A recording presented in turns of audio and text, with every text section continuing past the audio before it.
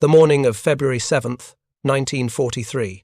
Above the Russell Islands in the Solomon Sea, Lieutenant Kenneth Walsh of Marine Fighting Squadron 124 banked his Vought F4U Corsair into a climbing turn, the massive Pratt Whitney R-2800 double Wasp engine thundering with over 2,000 horsepower.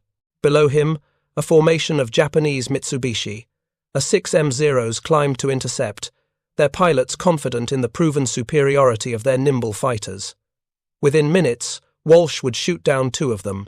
The Japanese pilots, many of them combat veterans with hundreds of hours over China and the South Pacific, had approached the engagement, expecting another routine victory against yet another American fighter attempting to challenge their supremacy.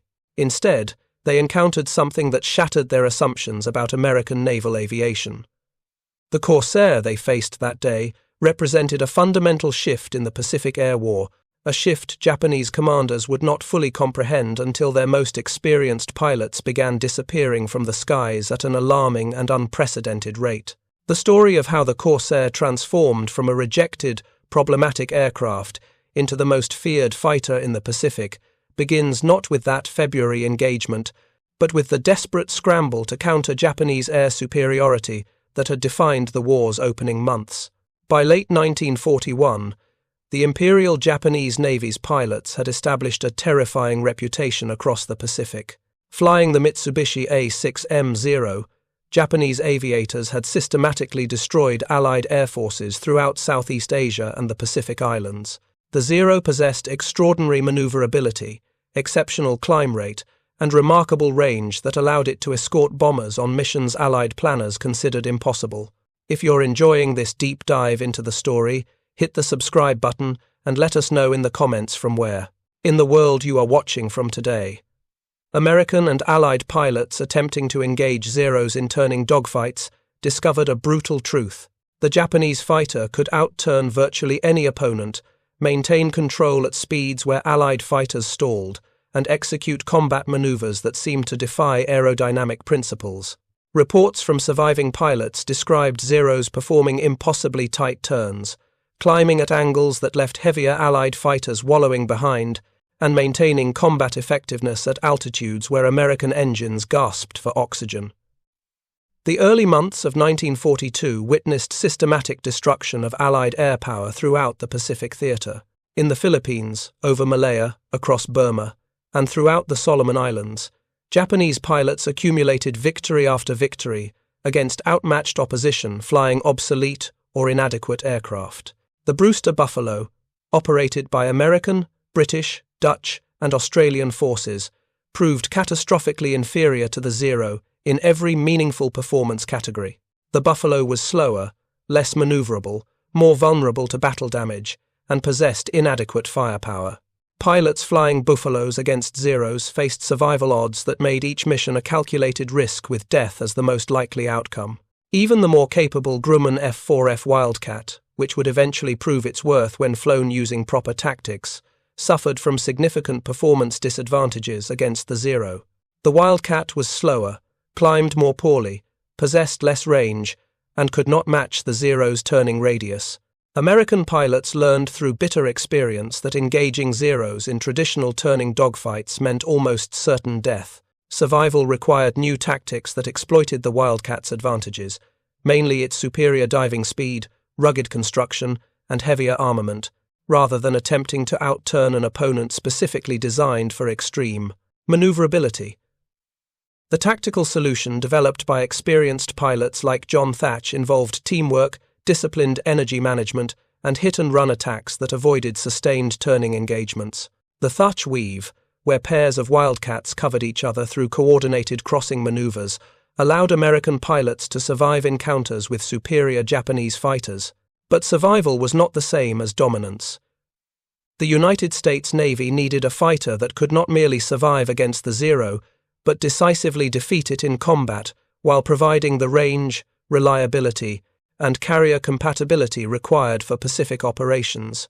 The answer emerged from the design offices of Chance Vought aircraft, where engineers had been working on an advanced fighter design even before Pearl Harbor thrust America into the war. The Vought design team, led by chief designer Rex Beisel, understood that defeating the Zero required an aircraft with overwhelming advantages in specific performance categories that would allow American pilots to dictate the terms of engagement.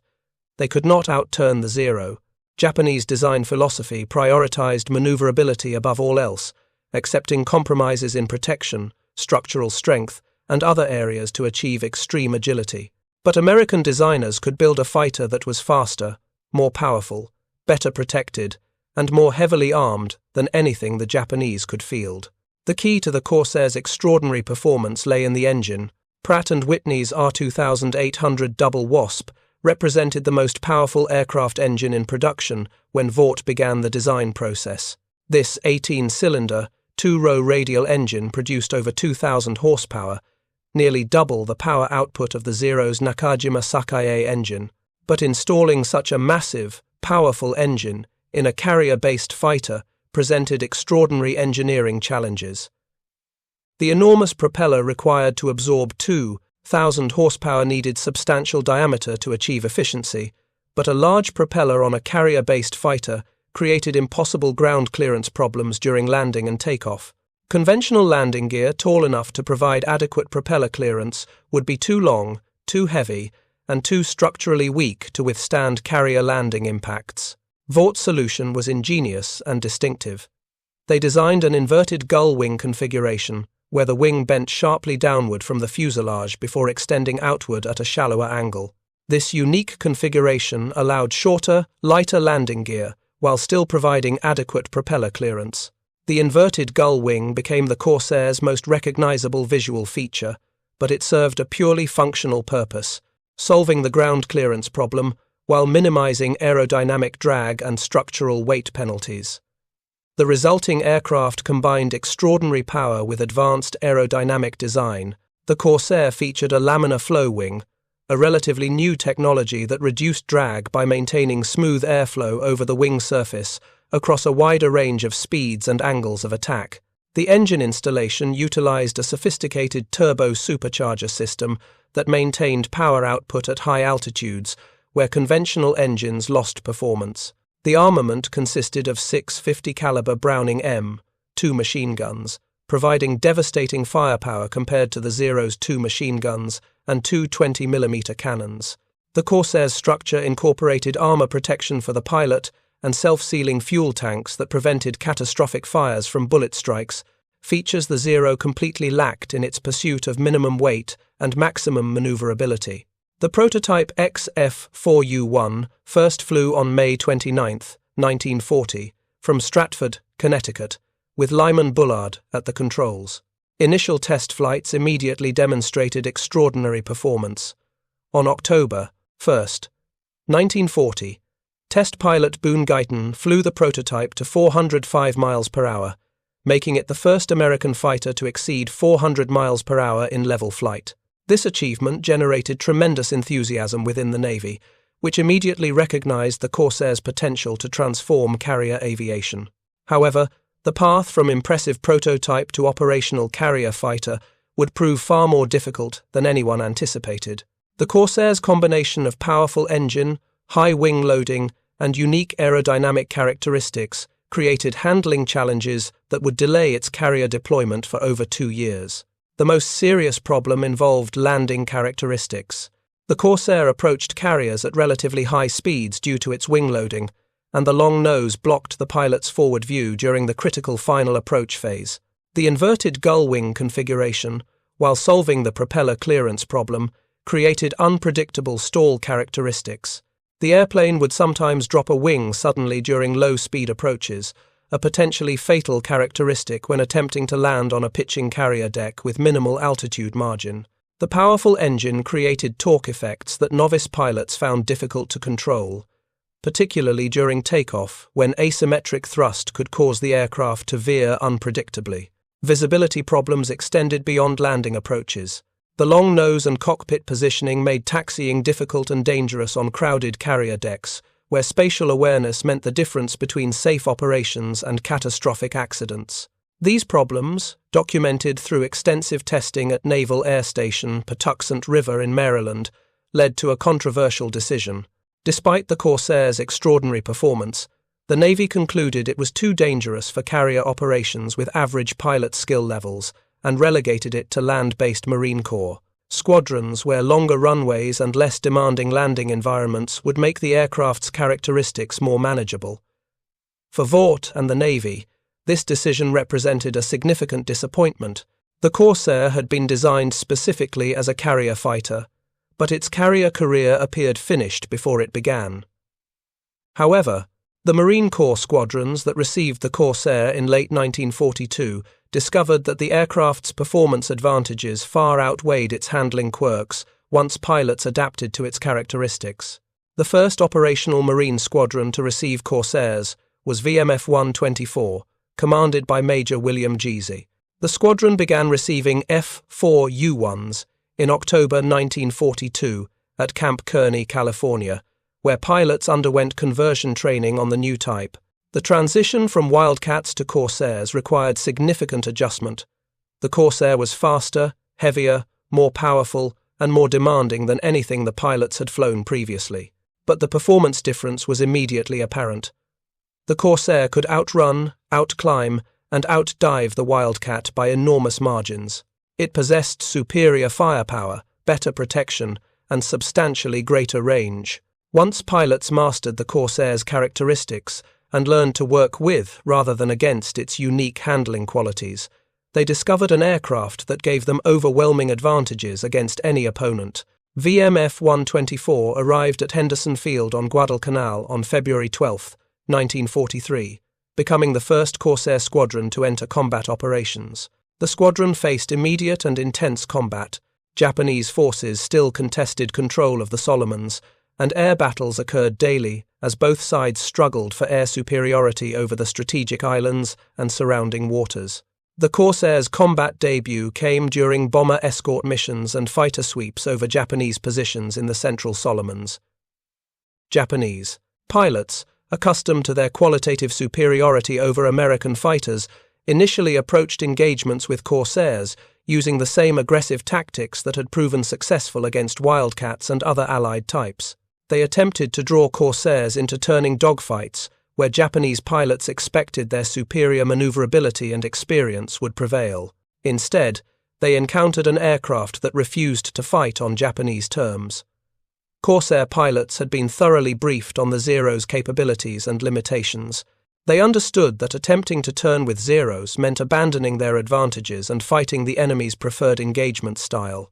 Instead, they employed energy tactics that exploited the Corsair's superior speed, climb rate, and diving acceleration.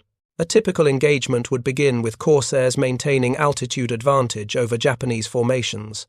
When attacking, Corsair pilots would dive from above, building tremendous speed that the Zero could not match. They would make a single, high-speed firing pass, using their superior firepower to damage or destroy targets, then use their excess speed to climb back to altitude before Japanese fighters could effectively counterattack. If a Zero attempted to follow a climbing Corsair, the American aircraft's superior power-to-weight ratio and high-speed climb rate would quickly open the distance, leaving the Japanese fighter out of position and vulnerable. If Zeros attempted to dive away from attacking Corsairs, the American fighters' superior diving speed and structural strength allowed them to follow and maintain firing position, while the more lightly built Zeros risked structural failure at high speeds. This tactical approach, sometimes called boom and zoom or energy fighting, negated the Zero's turning advantage while maximizing the Corsair's performance strengths. Japanese pilots found themselves forced into defensive positions, where their maneuverability became irrelevant because they could not bring it to bear against opponents who refused sustained turning engagements. Lieutenant Ken Walsh, flying with VMF 124, demonstrated the Corsair's effectiveness during his first combat missions. On February 7, 1943, during his first Corsair combat sortie, Walsh shot down 2 Zeros, exploiting his speed advantage to make firing passes that gave the Japanese pilots no opportunity for effective response. Walsh would eventually become one of the war's leading Marine aces, credited with 21 victories, nearly all achieved while flying Corsairs. His success exemplified how the Corsair transformed competent pilots into deadly opponents capable of challenging and defeating Japan's most experienced aviators. The psychological impact on Japanese pilots was immediate and profound. For nearly 2 years, they had dominated Pacific skies through superior aircraft performance and extensive combat experience. Now they faced an American fighter that was faster, more heavily armed, better protected, and flown by pilots who had learned to exploit these advantages systematically. Japanese combat reports from early 1943 began mentioning encounters with a new American fighter type that they could not catch, could not outclimb, and could not effectively engage. Some reports referred to it as the whistling death, reportedly in reference to the distinctive sound the Corsair made in high-speed dives, though the origin of this nickname remains disputed among historians. What is indisputable is that Japanese pilots quickly learned to fear Corsair engagements and developed defensive tactics focused on avoiding combat with the American fighters whenever possible. By mid-1943, multiple Marine Corsair squadrons operated throughout the Solomons. VMF-121 arrived in May, VMF-122 and VMF-213 followed in June and July. The concentration of Corsair squadrons created overwhelming American fighter superiority over the central and northern Solomons, effectively ending Japan's ability to contest the airspace over this strategic region. The Corsair's impact extended beyond direct combat victories. Its range, superior to both the Wildcat and the Zero, allowed American forces to extend fighter coverage over previously vulnerable areas. Bomber missions that had required flying without escort or with minimal protection could now proceed with full Corsair escorts that stayed with the bombers throughout extended missions. This capability proved decisive during the reduction of Japanese strongholds at Rabaul, where heavily defended Japanese positions required sustained aerial bombardment to neutralize. Corsairs provided escort for hundreds of bombing missions against Rabaul during late 1943 and early 1944, protecting the strike aircraft from Japanese interceptors, while also conducting fighter sweeps that systematically destroyed Japanese air power on the ground and in the air. If you find this story engaging, please take a moment to subscribe and enable notifications. It helps us continue producing in-depth content like this. The campaign against Rabaul demonstrated the Corsair's versatility. Beyond pure air superiority missions, Corsairs proved highly effective in the ground attack role. The aircraft's robust structure, powerful engine, and heavy armament made it an excellent platform for delivering bombs and rockets against ground targets. Marine pilots developed specialized tactics for attacking Japanese positions, using the Corsair's speed to minimize exposure to ground fire while delivering devastating strikes against bunkers, supply dumps, and airfield facilities. By early 1944, Rabaul had been effectively neutralized, its once powerful air strength reduced to ineffectiveness through sustained Corsair operations. The lessons learned over the Solomons influenced tactical development throughout the FARDC, Pacific Theater. The Navy, observing the Marine Corps' success with land-based Corsairs, renewed efforts to solve the carrier landing problems that had initially prevented shipboard deployment. British Fleet Air Arm pilots, operating Corsairs from Royal Navy carriers in the European theatre, had developed modified landing techniques that partially addressed the visibility and handling issues. The British approach involved curved landing approaches that kept the carrier deck visible longer during final approach, different throttle management to reduce engine torque effects, and adjusted touchdown procedures that worked with, rather than against, the Corsair's characteristics. These techniques, refined through trial and error by British pilots, who needed the Corsair's performance for operations against German aircraft over Norway, proved that carrier operations were possible with proper training and technique modification. American Navy pilots began adopting and adapting British methods during late 1943. Additionally, Vought engineers implemented modifications to improve carrier suitability. They raised the pilot's seat position slightly to improve visibility, modified the tailwheel mechanism to reduce bouncing during arrested landings, and added a small spoiler to the starboard wing to counter torque effects during takeoff. These changes, combined with improved pilot training that emphasized the specific techniques required for safe Corsair carrier operations, finally made routine carrier deployment practical. The first Navy squadron to deploy Corsairs aboard carriers was VF-17, commanded by Lieutenant Commander John Blackburn, which operated from USS Bunker Hill during operations in the Central Pacific during early 1944. VF-17 quickly demonstrated that carrier-based Corsairs could achieve the same combat effectiveness Marine squadrons had proven in the Solomons.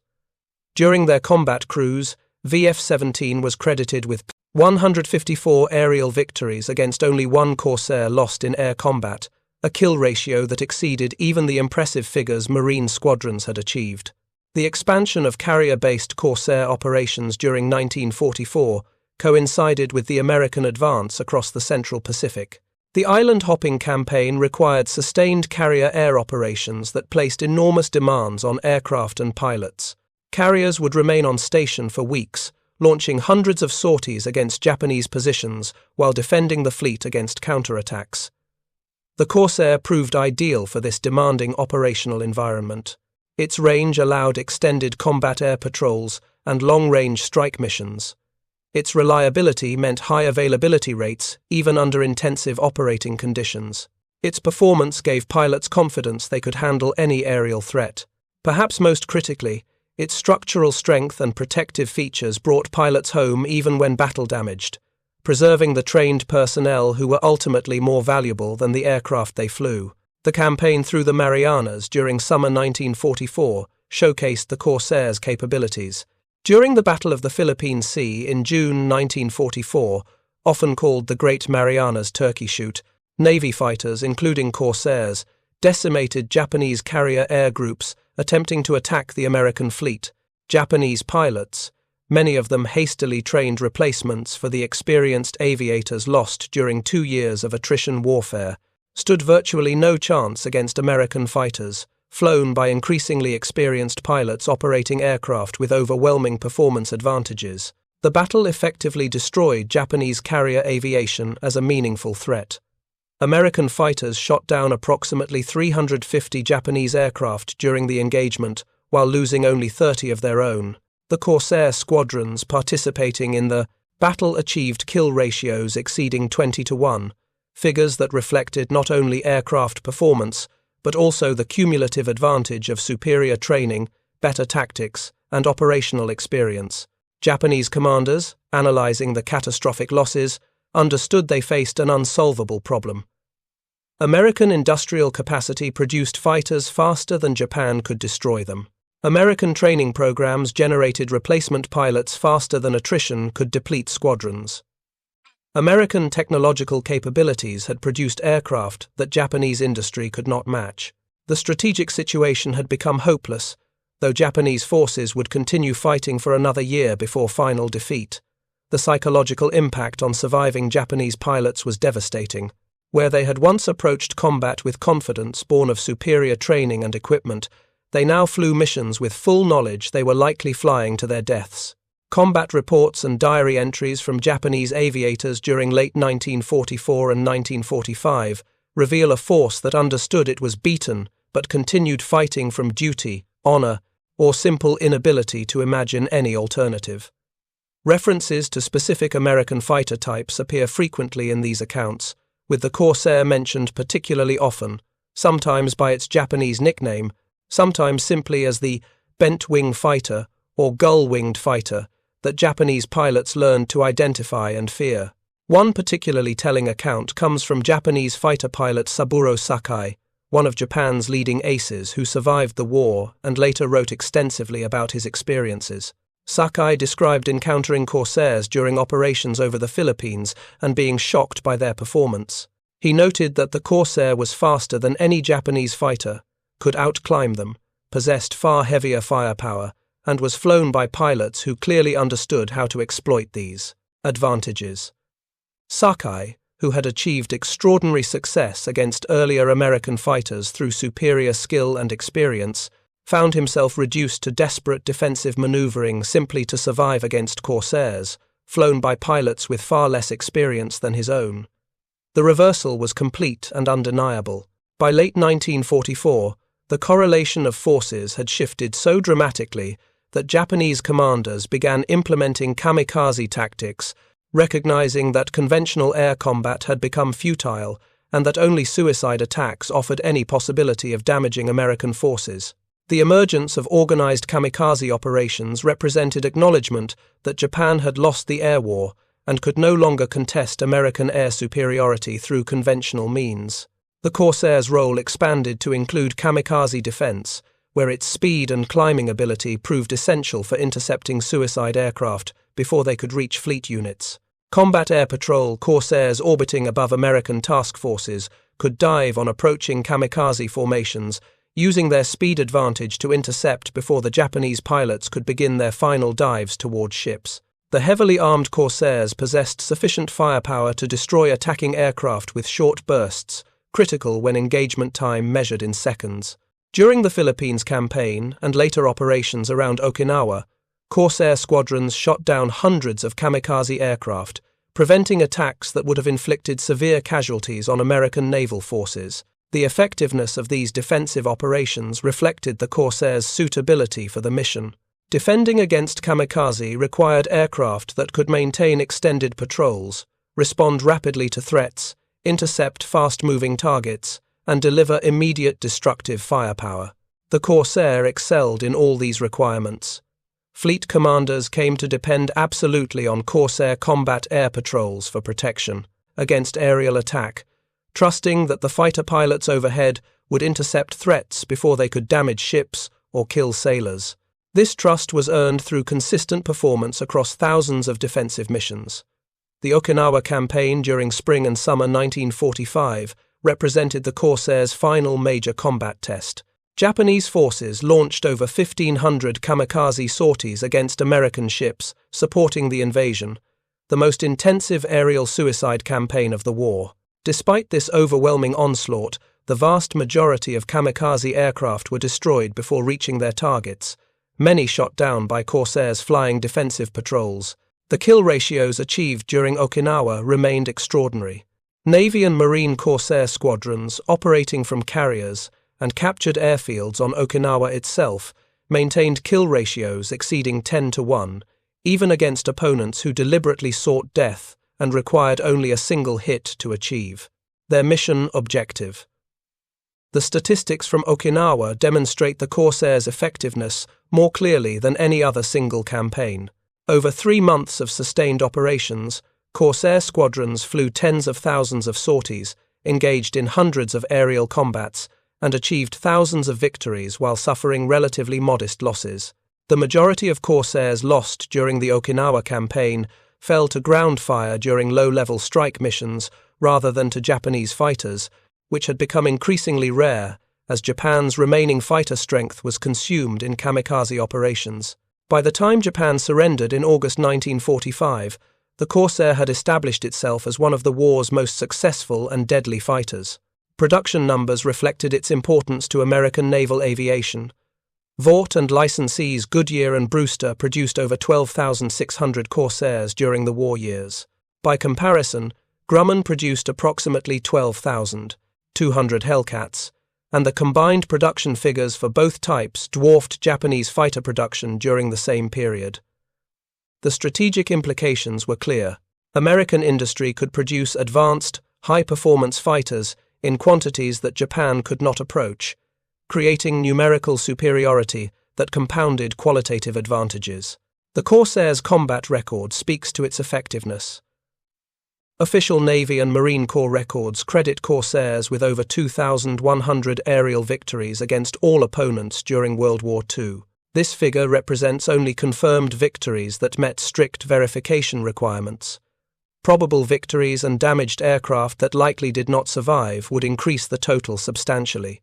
The kill ratio, calculated by comparing Corsair victories to Corsair combat losses, exceeded 10-1 throughout the Pacific War and approached 20-1 during some campaign periods. No other fighter in any air force achieved comparable figures across such extended combat operations against determined opposition. Individual Corsair aces achieved extraordinary success. Major Gregory Boyington, leading VMF 214, shot down 22 Japanese aircraft while flying Corsairs, adding to 6 victories achieved earlier while flying with the Flying Tigers in China to reach a total of 28. First Lieutenant Robert Hansen of VMF 215 achieved 25 victories in Corsairs during 6 months of combat operations before being killed in February 1944. Major Kenneth Walsh, whose first combat mission in Corsairs was described earlier, finished the war with 21 victories, all but one achieved while flying Corsairs.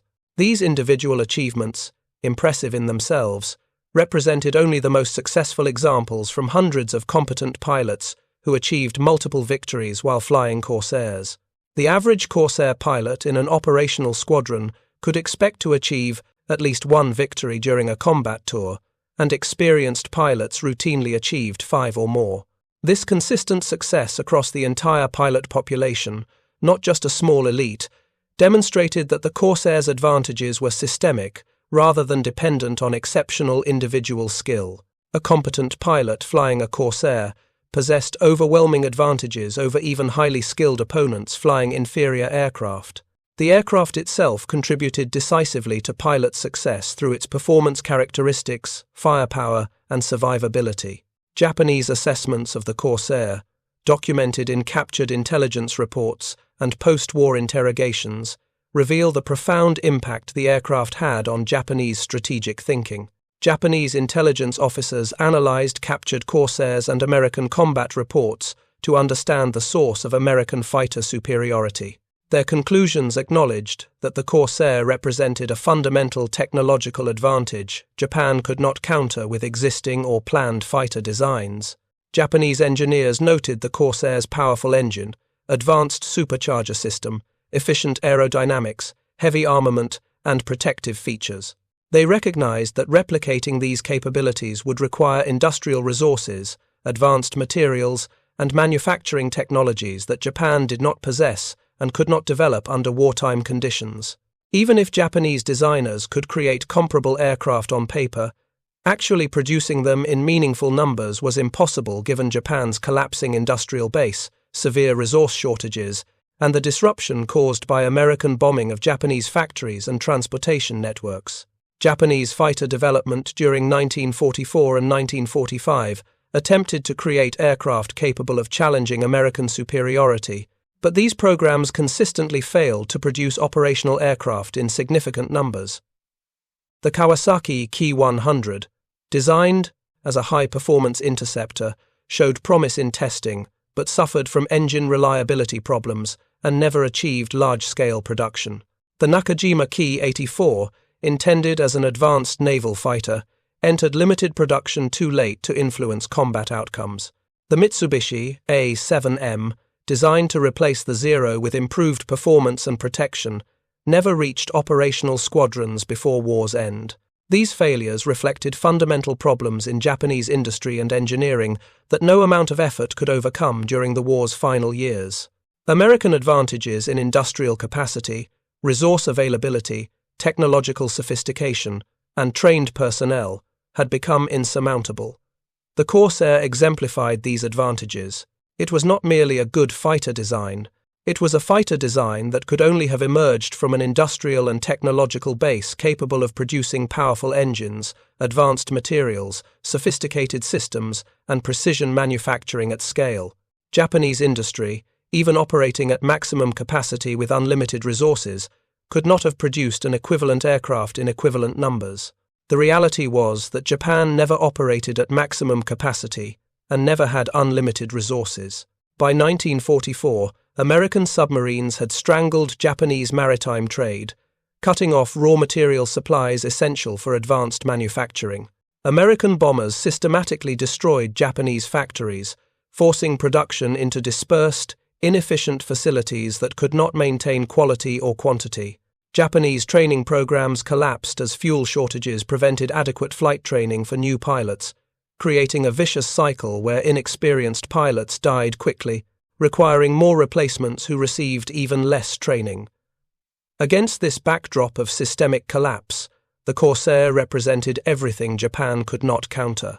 Every Corsair sortie demonstrated American advantages that Japanese forces could observe but not overcome. Every combat victory reinforced the psychological dominance American pilots increasingly enjoyed. Every returning Corsair proved that American industrial capacity could replace losses faster than combat could inflict them. The cumulative effect was devastating to Japanese morale and combat effectiveness. The technical specifications that made the Corsair so effective bear examination. The F4U4, the most common late-war variant, was powered by the Pratt Whitney R-2800-18W engine, producing 2,250 horsepower with water injection. This massive power output drove a 13-foot 4-inch diameter Hamilton standard propeller that absorbed the engine's output efficiently across a wide speed range. The aircraft's maximum speed exceeded 446 miles per hour at 26,200 feet, making it one of the fastest piston-engine fighters in operational service. The Corsair could climb to 20,000 feet in 7 minutes 41 seconds, a rate that allowed rapid response to threats at any altitude. Service ceiling exceeded 41,000 feet, well above the operating altitude of most Japanese aircraft. Combat range with external fuel tanks exceeded 1,000 miles, enabling escort missions and strike operations that would have been impossible with shorter-ranged fighters.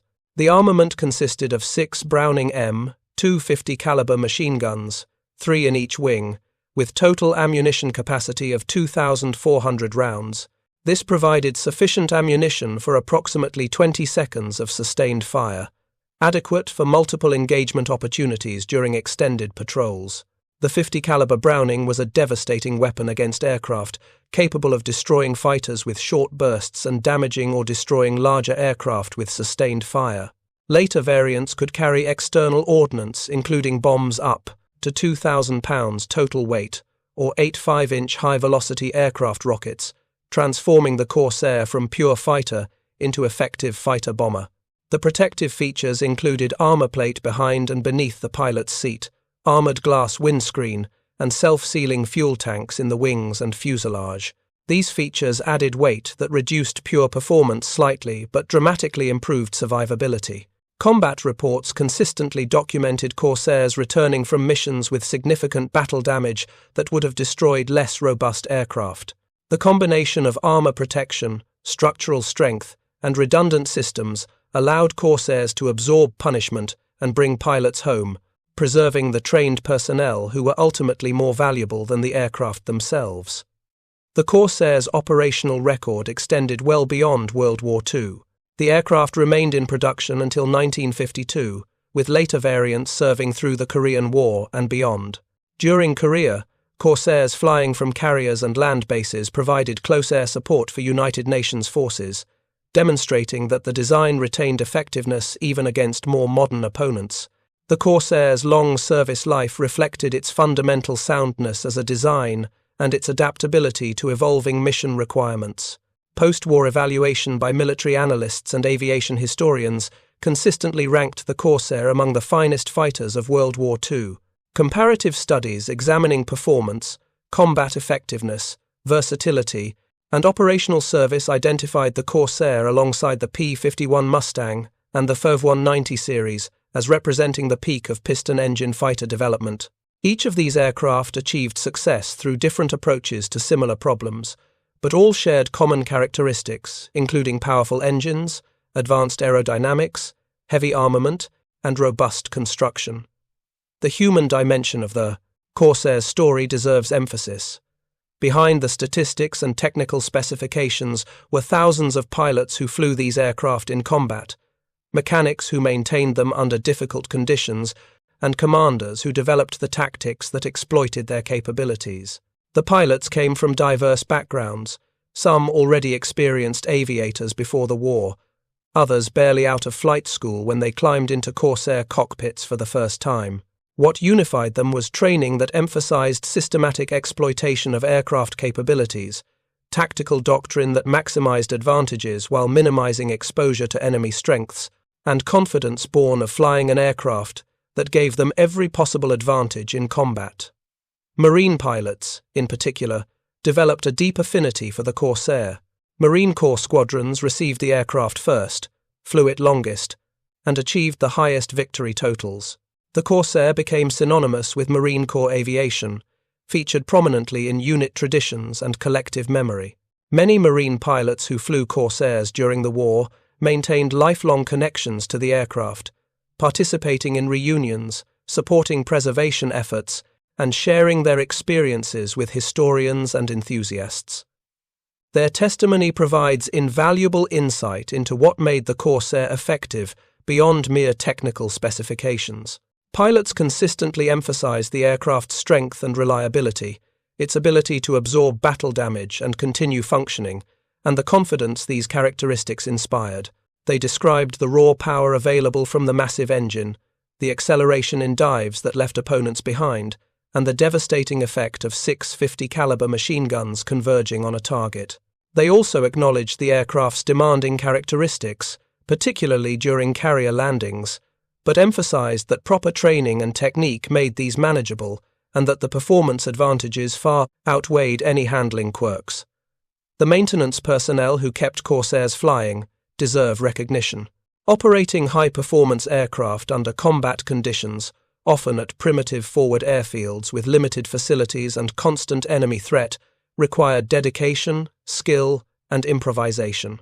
Marine ground crews became expert at field repairs, scavenging parts from damaged aircraft to keep others flying, and performing maintenance under conditions that would have seemed impossible in peacetime. Their work enabled the high sortie rates and aircraft availability that translated combat capability into actual missions flown and enemies destroyed. The logistical support system that supplied Corsair squadrons represented another critical element. Spare parts, ammunition, fuel, and all the consumables required for sustained operations had to be transported across thousands of miles of ocean to forward bases where the aircraft operated.